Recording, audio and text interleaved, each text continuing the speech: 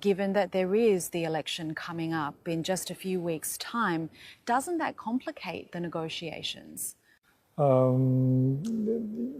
Yes, I'm not sure. Minister An, great to see you. Thank you for joining CNBC.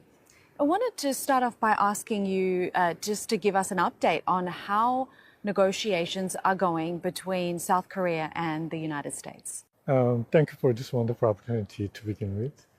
This afternoon, we will engage in the ministerial level consultation with the formal structure of the negotiation. We believe we laid out a good foundation for the consultation with the U.S. governments. And in addition to addressing the trade balance issue, we are also exploring constructive way to deepen our industry partnership with the U.S. government. So we hope to conclude this negotiation on time. Can we talk about the details of that formal structure? You said two prongs here. Mm-hmm. One is on reducing that trade deficit. Mm-hmm. The other is in relation to strategic partnership. Mm-hmm. Can you give us more details on what that means? Probably it depends on the country, but for Korea, probably that is one of the major differences from other countries. In addition to addressing the trade balance issue, the Korean companies have invested in the huge amount in the U.S. Markets, especially in the strategically important sector, such as shipbuilding, chips, and energy. So in that sense, we're trying to develop and explore the constructive way how we can strengthen this industry ecosystem together with the U.S. government. So is it about emphasizing, for example, the FDI that we've seen from South Korean firms into the US, or also about talking about more of that happening in the future? Both. During the past few years, the Korean government's investment strategy and business strategy have significantly changed. So now the top priority for our company's FDI destination becomes the United States. And also a lot of our companies envision more investment into US economies because they have technology, they have major markets. So apart from this tariff issue, we are preparing much serious engagement with the US industry sector and the US economy in general. So that is why, as a government, we're trying to build the stronger partnership with the US government. In that sense, we believe the current tariff issue can be constructively resolved between two governments. Can I also ask you about whether or not the US side has requested anything from the South Korean side in terms of how South Korea deals with China in terms of trade? Not specifically, but as we have seen in the US and UK economic prosperity deal that was already uploaded in the internet, there were just some broad the statements about the economic security issue. So on that matter, we are willing to cooperate with the US government, but our policy is not to alienate any particular countries. So the China is currently talking to United States. So it depends on how they resolve this issue. We're trying to accommodate their agreement, and both countries are a very important trading partner for us. When we talk about resolving the issue, what is it that South Korea is calling for?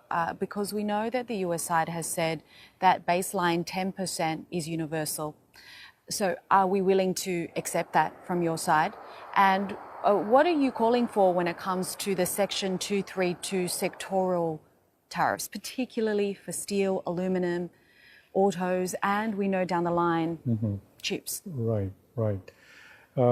Essentially, our position is to eliminate all those tariffs. Again, as I mentioned, those tariffs is causing the trouble not just for exportation from Korea to the United States, but it's causing the trouble for our the industry ecosystems. So we are basically explaining these situations to the United States, and we hope to be able to find a solution, but at least we want the result no less favorable compared to other countries' arrangement. So we are closely monitoring what the US is doing with other countries, and then we're trying to discuss with this situation with the United States. We're trying to secure the fair competitive conditions for our industry sector. That is our mission as a minister in charge of industry. Have you received any kind of preliminary assurances, framework proposal from the US about what they are willing to accept when it comes to tariff? Not yet. As you can understand, I cannot mention the specific detail of what is going on in the negotiation.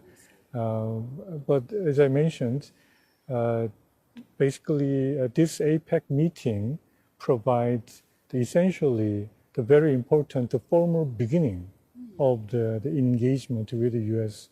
Governments for this tariff negotiation. So from next week, the working step peoples will seriously engage with the specific details of the issues with the U.S. So it'll take a little more time. Understood. And you said, of course, the goal is elimination of these tariffs. But if you were to prioritize the key areas, are you able to give me the top one or two or three? Well, of course, as you mentioned, the product tariff are a key concern, especially for us. The direct impact of the current tariff is in the auto trade. Auto and steel trade together accounts for almost half of our trade with the United States. So this product tariff is very important for us. And so like Japan and other countries, we are focusing on this issue first. If 10% tariff is uniformly imposed to every country, then in terms of the competition, basically we have no way to handle, and we have to accept this. And competitive condition may not be distorted much. But product tariff is different. It is targeting major trading partner. So we are focusing on this issue currently. You also mentioned at the top of the interview that you are optimistic that you will be able to conclude these negotiations on time. Do you mean before the 90 days is out? And is there any chances of a framework of a deal being agreed before the South Korean elections on June the 3rd? Practically speaking, it will be almost impossible to conclude before the elections. Only after a little more than 2 weeks from now, we have an election. So Indeed. Yeah, that is just a too short period of time. The current schedule of the negotiation appears to be the next ministerial level engagement probably will take place sometime in the middle of June. That is already after the presidential election. So it will take time, but we aim to conclude this negotiation on time, which means the end of the temporary suspension schedule, the July Early 8th, July. Yeah, early July. We will try our best to conclude this negotiation, but you never know because we are in the middle of the transition period, so we cannot eliminate the possibility to not to meet that deadline, and then probably need a little more time. Yes, and that's what I wanted to raise as well, given that there is the election coming up in just a few weeks' time. Doesn't that complicate the negotiations? Yes, it's an unusual situation, but I believe that the whole negotiation can move forward without much turbulence. I'm currently reporting to both parties of national assemblies so that we can relay the current negotiation smoothly to the next government. So I do believe that our next government will be able to take this negotiation and also all our working staff level peoples are remained there. So they are the one actually engaged in the real negotiation. So no matter what happened in the leadership, I do not think that can cause too much trouble. But still, again, as I mentioned, like when you have a new president, maybe new presidents want to have like a summit meeting, then that kind of event can cause some kind of scheduling difficulties. Understood. Has the political uncertainty been raised by the US? No, so far no. Okay. Has the negotiations, I know, it's still ongoing, but have they been tougher than what was expected? Yes and no. So in some area, the U.S. government position is very, very rigid. But in some other area, they also show the flexibilities. So as you mentioned, like initially we want to eliminate all tariff, but it looked like 10%, the basic tariff seems to be kind of the baseline of the negotiation positions. But then they show huge flexibility for product tariff, despite their initial statement about those auto and steel issue. So we're trying to basically communicate with the U.S. government and to find the constructive room for win-win solution. I mean, we know that when you're negotiating a trade agreement, we're usually talking about years, yet we have 90 days, right, in this pause. So we are aiming for some sort of a framework only, right, an agreement to continue to negotiate like the US-UK model, correct? Yeah. Okay. And I wanted to ask you, given the seismic shifts we've seen in terms of US trade policy that impacts South Korea, but it impacts virtually, the world, has Korean firms lost confidence at all in the US as a market long term? Because before all of this has happened, many countries in Asia really saw the United States as a really key market for growth moving forward. Hard to tell. Of course, we are experiencing unexpected uncertainty and turbulence. But the uncertainty is just one variable of the business and economic policies. You have to be able to accommodate these elements.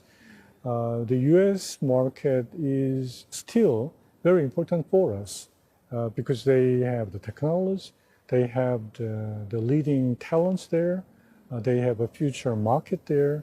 So our companies somehow trying to incorporate this the dramatic paradigm shift, and then they try to find a way to survive. And as a government, basically we believe at the current situation, trade diversification is critically important for the industry that seek to secure stability and predictability. So as a government, we basically trying to provide the trade networks as extensive as possible. So we basically established the using free trade agreement and also a more flexible trade arrangement with almost 100 countries. So Korea has one of the most extensive trade networks with a trading partner. I hope that this kind of arrangement can help our industry and our trading partner. Conversations I've been having today suggest that to get to that joint statement by the Apec trade ministers today was a difficult process, given what we've seen in terms of US trade policy in the last 6 weeks or so. So how does a country like South Korea that believes in multilateral cooperation then contend and find common ground with the US that clearly is in favor of bilateral dealings, right? We still have a strong commitment to the multilateral and global trade forums. We are one of the ardent supporters of the WTO system, and then during the past few years, we worked very hard to lead the U.S. to the WTO tables.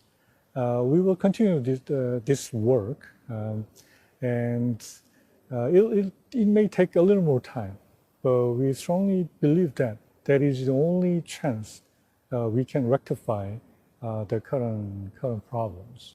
Right. And we actually spoke with the Director General of the World Trade Organization today on the sideline, this week on the sidelines of APEC. Are we going to get meaningful reform this year? This year? Well, I should say the reform in the WTO is very, very important. But whether this year the members can agree on those reform proposal or reform initiative, I'm not sure. US and China, we've seen that de-escalation welcomed by economies around the world. Do you think that this will stick past the 90-day truce? Based on our experience during the first Trump administration period, US-China at that time agreed on some trade arrangement.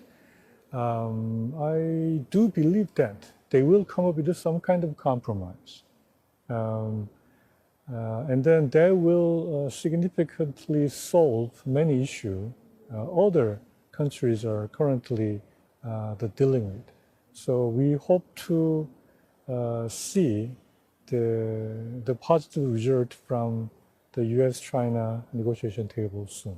Absolutely, because, as we know, trade is very global and supply chains are interlinked, right? And, it's not just China, but when we talk about the fact that there are these high reciprocal tariff rates being applied on countries like Mexico and Vietnam, which is where a lot of South Korean companies, but also other companies, in Asia are set up. There is the indirect impact. And I wanted to ask you about that. How concerned are you about the indirect impact of this tariff regime? That is very important point of our policy. Many Korean companies have their production bases spread all over the world. So when we have this reciprocal tariff imposed by the US government, actually that instigated a lot of chain reaction from other countries. So we do have a concern, not just for trade directly with the United States.